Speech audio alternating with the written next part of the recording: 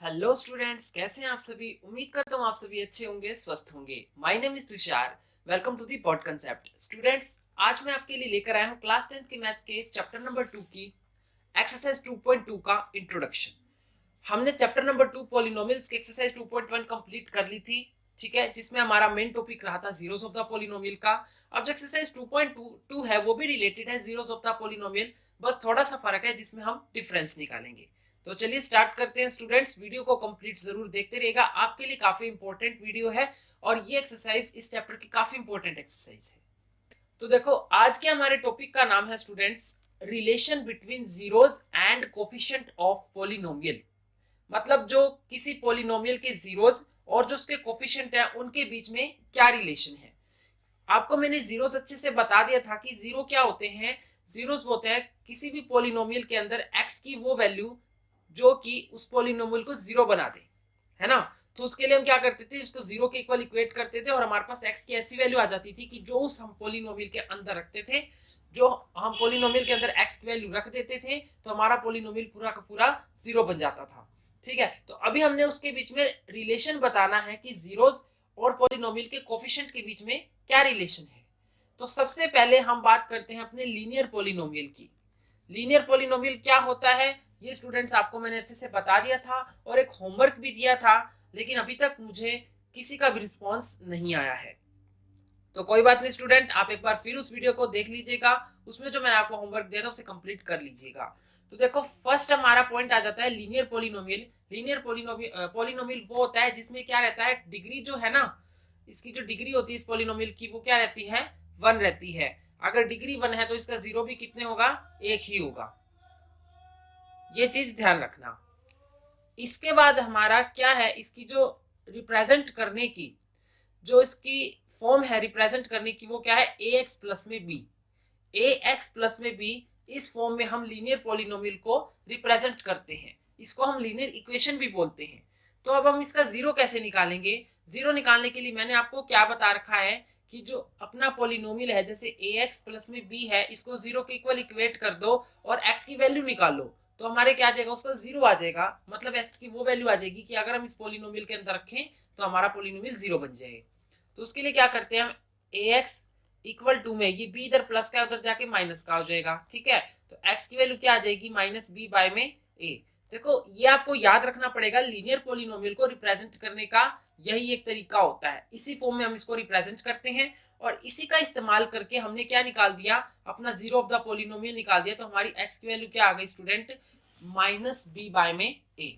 Okay, तो अब देखो यहां पर मैंने क्या लिखा है, जीरो इक्वल टू में माइनस में कांस्टेंट टर्म अपॉन में कोफिशिएंट ऑफ एक्स। इस चीज का क्या मतलब है, अब ये चीज जो है ना माइनस बी बाय में, ये चीज मैंने यहाँ पर प्रूव कर दी है, आप देख सकते हैं।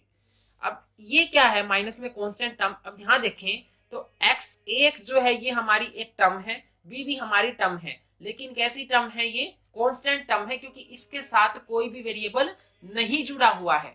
तो इसीलिए इसको हमने कांस्टेंट टर्म बताया है। ओके, तो इसके आगे क्या है, माइनस का साइन लगेगा। ये एक फॉर्मूला रेडी हो जाता है लीनियर पॉलिनोमियल का जीरो निकालने का, माइनस बी बाय में ए। और यहाँ पर क्या है, ए क्या है, कोफिशिएंट ऑफ एक्स। मैंने आपको बताया था कि कोफिशिएंट क्या होते हैं, जो भी अपना वेरिएबल है उसके साथ में जो भी न्यूमेरिक वैल्यू होती है वो अपना कोफिशिएंट होता है। यहाँ पर ए और बी तो क्या है, न्यूमेरिक वैल्यू और एक्स हमारा वेरिएबल है। ठीक है, तो इसीलिए मैंने लिखा है जीरो को किसके equal, minus constant term upon में कोफिशिएंट ऑफ एक्स। ये जो जीरो का फॉर्मूला है ये सिर्फ लीनियर पॉलिनोमियल के लिए वैलिड है। ओके स्टूडेंट, तो ये चीज ध्यान रखना। और फॉर्मूला हमारा बन गया माइनस बी बाय में ए। अब हम क्या करते हैं, इसको अच्छे से समझते हैं एक एग्जांपल लेके। अभी मैं क्या है, ये वाली चीज जो मैंने लिखी है माइनस बी बाय में, ये मैं प्रूव करके दिखाऊंगा इस एग्जांपल के थ्रू। हमने एक पॉलिनोमियल ले लिया 3x प्लस में 6। अभी हमको क्या है, इसका जीरो निकालना पड़ेगा। जीरो निकालने के लिए हम क्या करते हैं, इसको जीरो के इक्वल इक्वेट कर देते हैं और यहां से x की वैल्यू फाइंड आउट करेंगे। तो 3x किसके इक्वल हो जाएगा, 3x इक्वल हो जाएगा स्टूडेंट्स, ये प्लस का 6 है, उधर जाके हमारा ये माइनस का 6 हो जाएगा। तो x की वैल्यू क्या आ जाएगी, माइनस 6 बाय में 3। तो 3 टू जा कितना आ जाएगा 6। तो x की वैल्यू कितनी आ गई अपनी, माइनस 2। अभी x की वैल्यू हमारी क्या आ गई, माइनस की 2। ओके, तो अब यहां से जो x की वैल्यू आई है माइनस 2, ये क्या आ गया अपना, एक जीरो आ गया, जीरो आ गया। लेकिन अगर हम फ्रैक्शन फॉर्म में देखें तो हमारी एक्स की वैल्यू कितनी आई थी, एक्स की वैल्यू आई थी हमारी -6/3। एक्स की वैल्यू ये आई थी ना काटने से पहले, तो ये -6/3। अब देखो इस चीज को प्रूव कर रहा है कि नहीं कर रहा।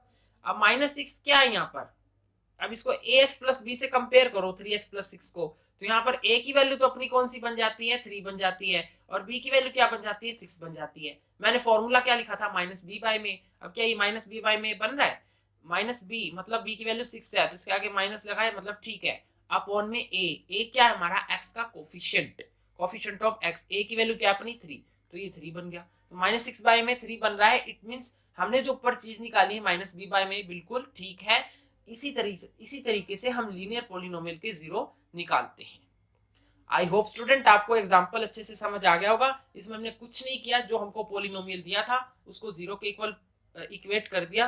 जीरो के इक्वल इक्वेट करने के बाद हमने एक्स की वैल्यू फाइंड आउट की। एक्स की वैल्यू मतलब इस तरीके से फाइंड आउट किया कि जो फ्रैक्शन फॉर्म बनी है वो हमारी इसी फॉर्म में बन गई है, जो अपना जीरो होता है -b/, में a की फॉर्म में। ठीक है, तो सिंपल क्वेश्चन इस एक्सरसाइज में से बनते हैं कि लीनियर पॉलिनोमियल का जीरो निकाल दो, तो हम इस तरीके से निकाल देंगे, एक्स की वैल्यू निकाल देंगे, वही अपना जीरो हो जाएगा। और लीनियर पॉलिनोमियल में एटमोस्ट एक ही जीरो रहता है, इससे ज्यादा जीरो नहीं हो सकते। अब आगे बढ़ते हैं अपना क्वाड्रेटिक पॉलिनोमियल की तरफ। अब जो क्वाड्रेटिक पॉलिनोमियल की जो बेसिक रिप्रेजेंटेशन है, इसको हम किस तरह से रिप्रेजेंट करते हैं, वो है अपना ax² + bx + c = में जीरो। क्वाड्रेटिक पॉलिनोमियल को हम इस इक्वेशन के फॉर्म में रिप्रेजेंट करते हैं। इसे रिप्रेजेंट करने का तरीका है ax² + bx + c। कंफ्यूज मत होना, क्योंकि लीनियर पॉलिनोमियल में सिर्फ ax + b था, और क्वाड्रेटिक पॉलिनोमियल में क्या हो जाएगा, ax² + bx + c। अब क्वाड्रेटिक पॉलिनोमियल क्या है, इसमें क्या रहता है, जो डिग्री रहती है वो 2 रहती है, और जो जीरोस होते हैं वो कितने रहते हैं, मैक्सिमम 2 रहते हैं। एक ऐसा भी हो सकता है ना भी निकले, लेकिन ज्यादा से ज्यादा सिर्फ 2 ही इसके जीरोस हो सकते हैं, ये चीज याद रखना। और यहाँ पर ax² + bx + c, इस चीज को याद रख लेना, इस फॉर्म को, ये आपके बहुत आगे काम आने वाली है। तो ये इसको रिप्रेजेंट करने का तरीका है, क्योंकि इसमें डिग्री क्या है, इसकी 2 है। तो इसके लिए हम क्या कर लेंगे, हम ना खुद हमें पता है, हमें एक चीज का पता है कि अगर क्वाड्रेटिक पॉलिनोमियल है तो हमें ज्यादा से ज्यादा जीरोस कितने मिलेंगे, 2 मिलेंगे, क्योंकि इसकी डिग्री 2 है। ठीक है स्टूडेंट, अगर आपको ये समझ नहीं आ रहा ना जो मैं समझा रहा हूं, तो इससे पहले वाली 2 वीडियोस देख लो, आपको ये चीजें क्लियर हो जाएगी कि डिग्री क्या है, जीरोस क्या है, क्योंकि पहले 2 लेक्चर में मैंने इसी को ही इंट्रोड्यूस किया था। तो अभी क्या है, हम 2 जीरोस को ना ऑलरेडी लेट कर लेंगे, अल्फा और बीटा। हम लेट कर लेंगे कि अल्फा बीटा अपने 2 जीरोस हैं इस पोलिनोमियल के, जो अपना क्वाड्रेटिक पोलिनोमियल है उसके हमने अल्फा बीटा 2 जीरोस जो हैं वो लेट कर लिए हैं। ठीक है, तो अभी क्या है, इसमें हम 2 चीजें निकालते हैं, एक तो निकालते हैं सम ऑफ जीरोस, और उसके बाद निकालते हैं अपना प्रोडक्ट ऑफ जीरोस। ठीक है, तभी हमें जीरोस का पता चलेगा। ये चीज हम आगे प्रूव भी करेंगे। देखो पिछले में तो हमने सिर्फ एक जीरो निकाला, उसका फॉर्मूला निकाला और एग्जांपल से प्रूव कर दिया, लेकिन यहाँ पर 2 चीजें याद रखना। एक तो निकलता है अपना सम ऑफ जीरोस, मतलब अल्फा प्लस में बीटा, और फिर दूसरी जगह पर निकलता है प्रोडक्ट ऑफ जीरोस, मतलब अल्फा मल्टीप्लाई में बीटा। ठीक है, अब सम ऑफ जीरोस कैसे निकलेगा, ये चीज देखो। अभी मेरे को क्या है, अल्फा प्लस बीटा निकालना है, तो इसका फॉर्मूला जो बनेगा वो बनेगा माइनस में कोफिशिएंट ऑफ एक्स। यहाँ पर x का कोफिशिएंट क्या है, b, तो ये कितना हो जाएगा, माइनस का b। ठीक है, उसके बाद आ जाता है कोफिशिएंट ऑफ x² अपॉन में कोफिशिएंट ऑफ x²। अब यहाँ पर x² का कोफिशिएंट क्या है, a, तो यहाँ पर क्या है, -b/में a। ठीक है, यहाँ पर -b/में a, और जो पिछला -b/में a, उसमें बहुत ज्यादा फर्क है। फर्क क्या है, ये आपको साफ साफ दिख रहा है। वहां पर b कांस्टेंट टर्म थी, लेकिन यहाँ पर जो b है ना वो x का कोफिशिएंट है। तो कंफ्यूज बिल्कुल मत होना, लीनियर पॉलिनोमियल और क्वाड्रेटिक पॉलिनोमियल के इन फॉर्मूले में आपको ये चीज का ध्यान रखना है कि अगर क्वाड्रेटिक पॉलिनोमियल की बात हो रही है तो जो -b है वो x का कोफिशिएंट है, और a जो है वो अपना x² का कोफिशिएंट है। ठीक है, उसके बाद बारी आ जाती है प्रोडक्ट ऑफ जीरोस की, कि जीरोस के प्रोडक्ट क्या है। तो सिंपल सी बात है, प्रोडक्ट का मतलब होता है मल्टीप्लाई करना, तो हम अल्फा और बीटा को मल्टीप्लाई कर देंगे। तो इसका क्या फॉर्मूला बन जाता है, अल्फा बीटा को मल्टीप्लाई करने के बाद कांस्टेंट टर्म, मतलब कांस्टेंट टर्म कौन सी है इसमें अपनी, c, अपॉन में a क्या है अपना coefficient of x²। X square का जो कोफिशिएंट है वो अपना ए है। तो ये तो तरीका है प्रोडक्ट ऑफ जीरोस निकालने का। ये चीज ध्यान रखना स्टूडेंट्स, मैं बार बार कह रहा हूं। देखो अल्फा बीटा जो है ये प्रोडक्ट ऑफ जीरोस है। इसको निकालने का तरीका है कांस्टेंट टर्म मतलब सी अपॉन में ए मतलब कोफिशिएंट ऑफ एक्स स्क्वायर। अब ये माइनस बी बाय में ए सी बाय में आपको तभी याद होंगे जब आपको इसकी बेसिक रिप्रेजेंटेशन फॉर्म याद होगी क्वाड्रेटिक पॉलिनोमियल की, a x square plus b x plus में सी। अब इसको आगे और प्रूव करते हैं एक एग्जांपल लेके। जो मैंने सम निकाला है क्या वो बिल्कुल ठीक निकलता है, और जो मैंने प्रोडक्ट निकालना है क्या वो बिल्कुल ठीक निकलता है कि नहीं निकलता। तो देखो यहां पर मैंने एक एग्जांपल ले लिया है X square plus 3x plus 2 equal to में 0।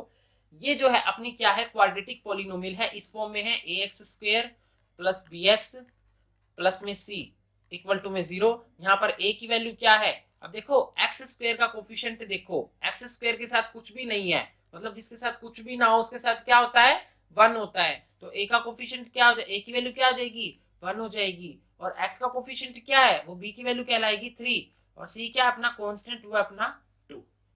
ठीक है, अभी क्या करेंगे यहाँ पर हमने जीरोस निकालने पड़ेंगे, दो जीरोस निकालेंगे क्योंकि क्वाड्रेटिक पॉलिनोमियल है इसलिए दो जीरोस निकलेंगे।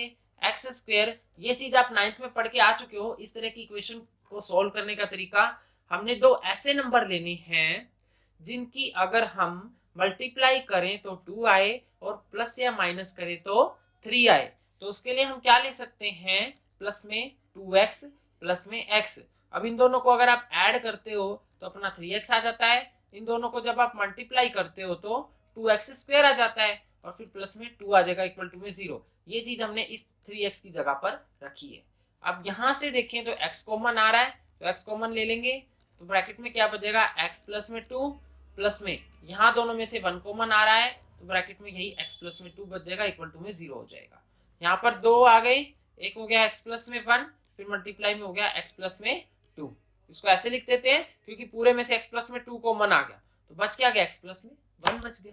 तो अब इन दोनों को क्या है 0 के इक्वल अलग अलग इक्वेट कर देंगे, तो x प्लस 1 इक्वल टू में 0 आएगा तो x की वैल्यू कितनी आ जाएगी -1, और जब x प्लस 2 इक्वल टू में 0 होगा तो x की वैल्यू कितनी आ जाएगी -2।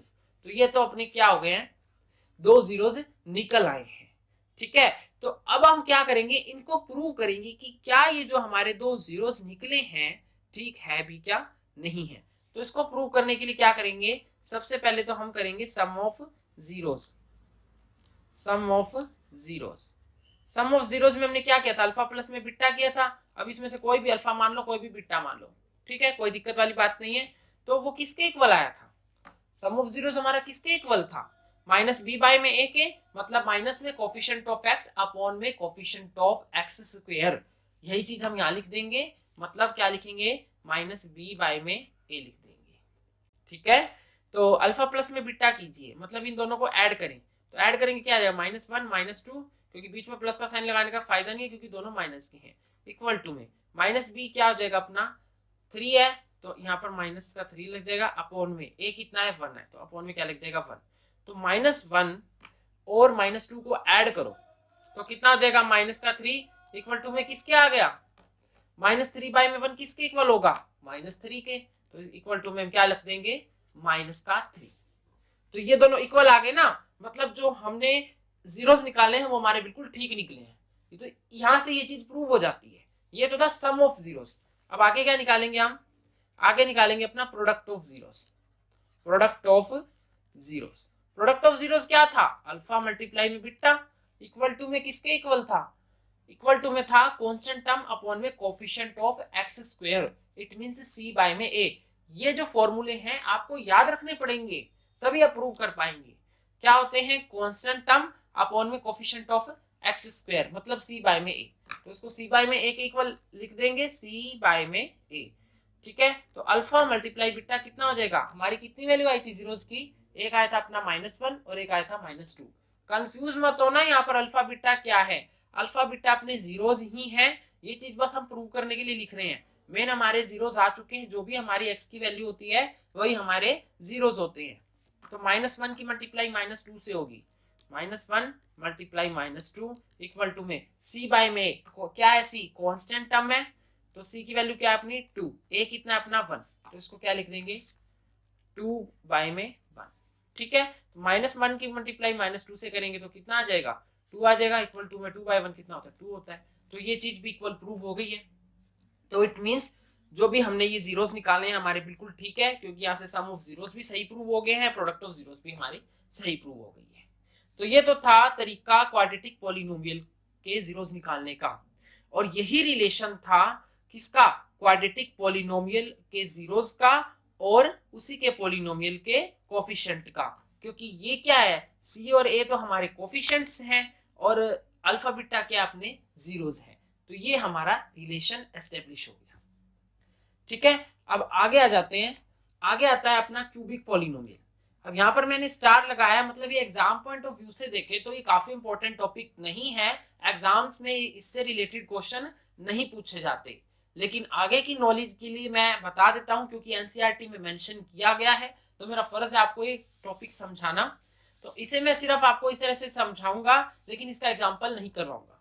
ठीक है, तो आप इसका बेसिक समझ लीजिए। जो क्यूबिक पॉलिनोमियल होता है अपना, देखो हमने पहले लीनियर पढ़ा, क्वाड्रेटिक पढ़ लिया, अब क्यूबिक पढ़ेंगे। 3 तरह के मैंने बताए थे। देखो क्यूबिक पॉलिनोमियल में क्या रहता है, मैक्सिमम जो डिग्री रहती है, मैक्सिमम पावर रहती है, वो क्या रहती है अपनी 3 रहती है। ठीक है, तो इसकी डिग्री भी क्या होती है 3 होती है, और जो जीरोस आने की संभावना होती है वो कितनी होती है एटमोस्ट 3। जीरोस आने की संभावना एटमोस्ट 3 हो जाती है। ठीक है, तो यहां पर देखें तो हम क्या करेंगे, यहाँ पर 3 जीरोस आएंगे तो हमको जीरोस भी 3 ही लेट करने पड़ेंगे। एक लेट किया अल्फा, दूसरा लेट किया बीटा, और तीसरा लेट कर लिया गामा। आप सोचेंगे क्या अल्फा बीटा गामा लगा रखा है, हम एबीसी भी तो लेट कर सकते हैं। हाँ कर सकते हो, लेकिन आप ही कंफ्यूज हो गए, क्योंकि एबीसी ऑलरेडी हमारी इक्वेशन में है, जो इसकी बेसिक फॉर्म है रिप्रेजेंट करने की, ax³ + bx² + cx + d = में 0। तो यहाँ पर हम एबीसी लेकर तो चल नहीं सकते, इसलिए हम अल्फा बीटा गामा ले लेंगे सबसे डिफरेंट। तो सबसे पहले हम पिछले क्वाड्रेटिक इक्वेशन की तरह इसमें भी सम ऑफ जीरोस निकालेंगे, प्रोडक्ट ऑफ जीरोस निकालेंगे, और एक और चीज निकालेंगे। ठीक है, तो सबसे पहले निकाल लेते हैं अपना sum of zeros. Sum of zeros में क्या करेंगे, जो अपने जीरोस आएंगे ना उनको हम ऐड कर देंगे, तो क्या हो जाएगा अल्फा + बीटा + में गामा। तो ये तो हो जाएंगे अपने सम ऑफ जीरोस। ठीक है, तो इनको निकालने का तरीका क्या है, इसके इन जीरोस और अपने कोफिशिएंट के बीच में जो रिलेशन है वो है माइनस में कोफिशिएंट ऑफ x², जो अपना x² का कोफिशिएंट है b, ये आएगा माइनस में b अपॉन में a कितना अपना कोफिशिएंट ऑफ x³, a क्या है अपना x³ का कोफिशिएंट है। तो सम ऑफ जीरोस को निकालने का तरीका क्या हो गया, माइनस में कोफिशिएंट ऑफ x² बाय में क्या है coefficient of x³, it means -b by में a। -b बाय में a उस लीनियर में भी था, क्वाड्रेटिक में भी है, क्यूबिक में भी है, लेकिन आपको कंफ्यूज नहीं होना है। आपको कंफ्यूज नहीं होना है, क्योंकि यहाँ पर -b अलग है, वहां अलग था, वहां अलग था। ठीक है, तो यहाँ पर x² का कोफिशिएंट है और a x³ का कोफिशिएंट है। अब आगे आ जाते हैं हमारे product of zeros. Sum of zeros तो इस तरह से निकल आएंगे। अब प्रोडक्ट ऑफ जीरोस को निकालने का क्या फॉर्मूला था, क्या है, जो अपने आपको जीरो दे रखे हैं अपने को अल्फा बीटा गामा, उनको क्या कर दो मल्टीप्लाई कर दो, तो हमारे क्या निकल आएंगे प्रोडक्ट ऑफ जीरोस। अब प्रोडक्ट ऑफ जीरोस को हम कोफिशिएंट की टर्म्स में कैसे लिखेंगे, वो इस तरह से लिखेंगे, को माइनस में हो जाएगी कांस्टेंट टर्म और डिवाइड में चला जाएगा coefficient of x³, it means -d by में a। तो ये जो है रिलेशन है किसके बीच का, प्रोडक्ट ऑफ जीरोस मतलब क्यूबिक पॉलिनोमियल के प्रोडक्ट ऑफ जीरोस का और कोफिशिएंट्स का। कैसे, अल्फा बीटा गामा की मल्टीप्लाई कर दी, इसको किसके इक्वल लिख देंगे माइनस में कांस्टेंट टर्म। अब जो ऊपर हमको ये दे रखी है ये इक्वेशन, जो हमको बेसिक इक्वेशन दे रखी है x³ + bx² + cx + d, इसमें कांस्टेंट टर्म कौन सी अपनी d है, तो माइनस में क्या करेंगे कांस्टेंट टर्म मतलब -d हो जाएगा, डिवाइड में क्या कोफिशिएंट ऑफ x³ का कोफिशिएंट क्या है अपना a, तो वो हम अपॉन में लिख देंगे। तो ये तो है फॉर्मूला अपना प्रोडक्ट ऑफ जीरोस निकालने का, या तो कहें रिलेशन है कोफिशिएंट ऑफ गिवन पॉलिनोमियल, मतलब जो भी हमको पॉलिनोमियल दे रखा होगा क्यूबिक पॉलिनोमियल और जीरोस के बीच का रिलेशन। अब आगे एक और चीज आ जाती है, आगे अपना sum of product of zeros. हमने देखो क्वाड्रेटिक में 2 पढ़े थे, सम ऑफ जीरोस और प्रोडक्ट ऑफ जीरोस। अब हम क्यूबिक में 3 पढ़ेंगे, एक तो पढ़ेंगे सम ऑफ जीरोस, फिर आएगा प्रोडक्ट ऑफ जीरोस, तीसरा आ जाता है सम ऑफ प्रोडक्ट ऑफ जीरोस। कि अगर मान लीजिए हम इन जीरोस की आपस में प्रोडक्ट करते हैं, जैसे अल्फा बीटा गामा हमारे 3 जीरोस हैं, तो एक बार हमने अल्फा की मल्टीप्लाई बीटा से की, फिर बीटा की मल्टीप्लाई गामा से की, और फिर उसके बाद हमने अल्फा की फिर से मल्टीप्लाई कर दी गामा से। तो इस तरह से तीनों की जब आपस में मल्टीप्लाई होगी दो दो के पेयर्स में, तो क्या हुआ, इन तीनों का जब सम होगा ना, वो क्या आएगा, वो चीज हम देखेंगे। तो वो कैसे निकलेगा, देखो अल्फा बीटा प्लस में बीटा गामा प्लस में अल्फा गामा, इनको हम प्लस करते तो ये हमारा जाता है सम ऑफ प्रोडक्ट ऑफ जीरोस। किसके इक्वल होगा, कोफिशिएंट ऑफ एक्स। एक्स का कोफिशिएंट क्या है अपना सी। कैसे, देखो अपनी जो बेसिक फॉर्म है रिप्रेजेंटेशन, जो हमारी क्यूबिक पॉलिनोमियल को रिप्रेजेंट करने की इक्वेशन है, वो क्या है, ए एक्स क्यूब प्लस में बी एक्स स्क्वायर प्लस में सी एक्स प्लस में डी इक्वल टू में 0। यहाँ पर x का कोफिशिएंट क्या है, x का कोफिशिएंट है अपना c, तो वो ये लिख दिया। अपॉन में x क्यूब का कोफिशिएंट क्या है, x क्यूब का कोफिशिएंट है अपना a, तो वो लिख दिया c बाय में a। तो ये क्या निकला है अपना sum of product of zeros, alpha beta plus beta gamma plus में अल्फा गामा इक्वल टू में c बाय a। तो ये चीज आपकी तभी निकलेगी जब आपको ये बेसिक इक्वेशन याद होगी, x cube plus b x square plus c x plus d. कुछ भी मुश्किल नहीं है, इसकी एक तरीका है याद करने का।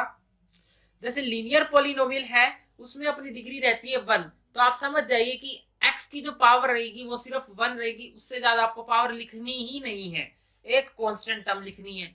तो अब x की पावर 1 लिखेंगे जब हम, तो उसे x ही लिखेंगे, तो उसके साथ हम जो जोड़ेंगे कोएफिशिएंट वो a जोड़ देंगे, तो वो क्या हो जाएगा ax प्लस में b इक्वल टू में 0। ऐसे क्वाड्रेटिक में एक चीज बढ़ जाएगी, क्वाड्रेटिक में हमें एक्स स्क्वायर भी चाहिए एक्स भी चाहिए, क्योंकि उसमें जो डिग्री रहती है वो 2 रहती है।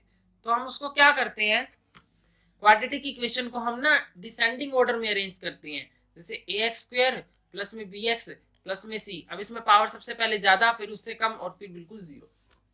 ठीक है, तो फिर ये अब जो भी हम पहले नंबर पे लिखेंगे, एक्स स्क्वायर लिखा तो उसके साथ कोफिशिएंट ए जोड़ेंगे, फिर हम जो दूसरे पे लिखेंगे बी जोड़ेंगे, और लास्ट में फिर कांस्टेंट सी हो जाएगा।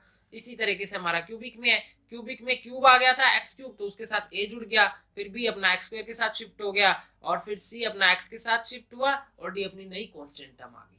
तो ये एक तरीका है इनको याद करने का, कुछ मुश्किल नहीं है। ओके स्टूडेंट, तो इतना ही था चैप्टर नंबर 2 की एक्सरसाइज 2.2 का इंट्रोडक्शन। इसके बाद अब हम अपने अगले सेशन में ना इसकी सारी की सारी एक्सरसाइज कंप्लीट कर लेंगे। ठीक है, मतलब जो एक्सरसाइज 2.2 है कंप्लीट कर लेंगे। आई होप आपको इस सेशन अच्छे से समझ आ गया होगा। अगर फिर भी कोई डाउट हो तो कमेंट बॉक्स में लिखकर पूछ लीजिएगा, कोई दिक्कत नहीं है। इसी में से नहीं, अगर पिछली भी कोई चीज ना समझ आई हो तो कमेंट सेक्शन में आप लिखकर पूछ सकते हैं। थैंक यू, एक बार फिर मिलते हैं नए वीडियो में, नए सेशन में। अगर आपने अभी तक चैनल को सब्सक्राइब नहीं किया तो चैनल को सब्सक्राइब कर लीजिए, बेल आइकन को ऑन कर लीजिएगा। ओके।